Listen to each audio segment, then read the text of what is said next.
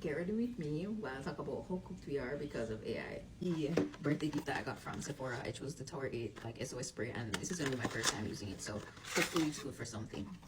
I'm going to a dinner tonight, so that's why I'm getting ready, or what I'm getting ready for. So here's why I say we're cooked. So today I'm tuning into a professional call, and it's supposed to be because of, it's Women's History Month, so this is like a career panel, and so these are people who have made it, I would say, in their careers. I was looking forward to the call, and it was like a forum, so it was open to a lot of people. So I'm looking forward to hearing about what these people have to say because of how much they've endured and like the levels they're at in their career. And so the intros are going, and I'm feeling super hopeful. And then we get to the first question.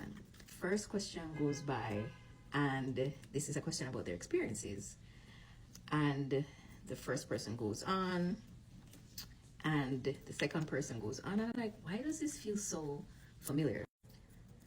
That is like, why do the answers feel so familiar? And then it dawned on me that it had the same cadence, that it's not just of this but this, like that's what the cadence was showing. And I'm like, why do all the answers sound the same?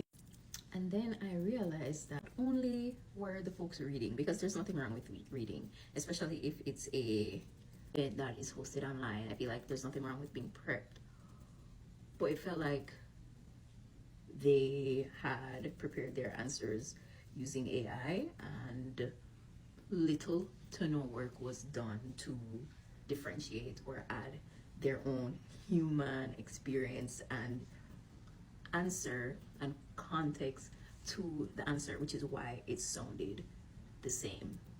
So the reason why I'm saying that we're cooked is because it seems as though, even though this was like supposed to be about personal experience, it felt as though AI was used to kind of like not polish the answers but give the answers, almost as if like the AI was like had the ultimate right answer, even though it was supposed to be their experience. I think the term for it is called cognitive offloading, where you offload the thinking to AI, even in cases where that's not necessary. So that cognitive offloading was done for like their own personal experiences, and like, who am I to judge and say that these experiences weren't just tweaked by AI and not entirely like made up. Well, not made up, but what was said was influenced heavily by AI. But I just feel like I could tell, and I did not like the fact that I was able to tell. So that's why I think we're cooked, because the plot is obviously lost.